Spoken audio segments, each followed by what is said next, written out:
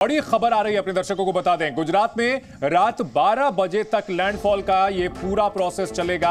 गुजरात के कई इलाकों में भारी बारिश हो रही है, तेज हवा के साथ जबरदस्त बरसात हो रही है। नवसारी, अरावली, मांडवी में तेज बारिश हो रही है। तेज हवा से कई जगह पेड़ गिर गए हैं, बिजली भी गुल हो गई है।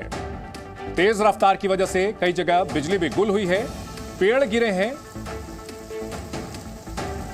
जितेंद्र हमारे साथ बने हुए हैं।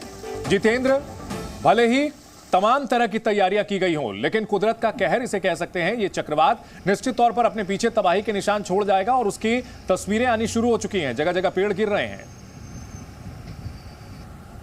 देखिए चंदन, इस बात को समझना होगा कि जो साइक्लोन है वो अपना एक इम्पैक्ट जरूर लेकर के आएगा, और जब वो आएगा, लैंड करेगा और जो तूफ़ानी हवाएं चलेंगी, तेज़ जो हवाएं हैं 150 की स्पीड से जो हवाएं चलेंगी, बरसात होगी, तो निश्चित तौर पर कुछ ना कुछ तो नुकसान होगा ही होगा। लेकिन किस तरह की तैयारियां हैं, उस नुकसान को कितना कम किया जा सकता है, उस नुकसान की कितनी जल्दी भरपाई की जा सकती है, ये तैयारी है और यही बताएगा कि हमने कितनी तैयारी की थी और हम कितने तैयार थे। जो आप बता रहे हैं कि जो चक्रवात का जो नुकसान दिखना शुरू हो गया है, कि पेड़ गिर रहे हैं, तो निश्चित तौर पर वो एक नेचुरल प्रोसेस है, क्योंकि जब भी ज़मीन गीली हो जाती है, लगातार बारिश जिस तरह की चल रही है, 150 की स्पीड से हवा चल रही है, पेड़ भारी हैं, तो उनका एक अपना खुद का वजन होता है। तो जब वो टकराती हैं तो निश्चित तौर पर वो ज़मीन से जो है पेड़ उखड़ करके नीचे गिर जाते हैं। लेकिन जो NDRF है, SDRF है, जो प्रशासन ने तैयारी कर रखी है, उसका जो सबसे पहला काम जो होता है वो तुरंत वहां पर जा करके उन पेड़ को काट करके वहां से रास्ता क्लियर कर देना है। इसके अलावा जिस तरह से आप बात कर रहे थे कि बिजली चली गई है, बिजली जब भी इस तरह के जो तूफान आते हैं तो उस दौरान जो है बिजली विभाग है या प्रशासन की अगर हम बात करें तो वो बिजली की सप्लाई को काट देते हैं, क्योंकि अगर तेज हवा से बिजली अगर जारी है और वो खंबे नीचे गिर जाते हैं और किसी घर के ऊपर गिर जाते हैं या किसी ऐसी जगह गिर जाते हैं कि जिससे कोई चपेट में आ सकता है, तो बड़ा नुकसान होने की आशंका होती है। तो जब भी तेज बारिश होती है या उस इलाके के अंदर तेज हवाएं चल रही होती है, तो प्रिकॉशनरी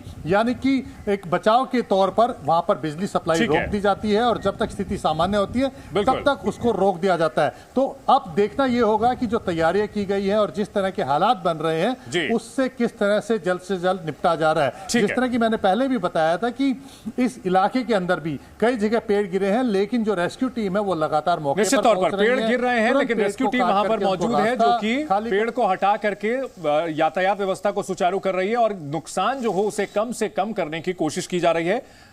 और तो बिपरजॉय तूफान की दस्तक के साथ ही गुजरात के कई इलाकों में मौसम बिगड़ा हुआ है। तेज हवाओं के साथ कई शहरों में बारिश हो रही है, साथ ही समंदर में उठती हवाएं आफत बढ़ा रही हैं। जी न्यूज के रिपोर्टर्स ग्राउंड जीरो पर पल पल की रिपोर्ट आप तक पहुंचा रहे हैं।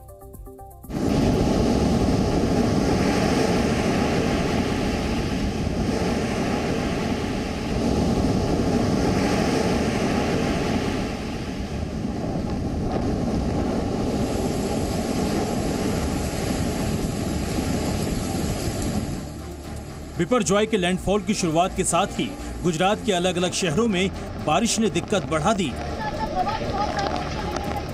तूफानी हवाओं ने मुश्किलों में इजाफा किया। शहर शहर इसी तरह की तस्वीरें देखने को मिल रही हैं। आज सुबह से ये तांडव शुरू हुआ है। हालांकि पिछले 2 दिनों से लगातार हवाओं में बहुत ज्यादा तेजी थी, समुद्र में बहुत अनरेस्ट था।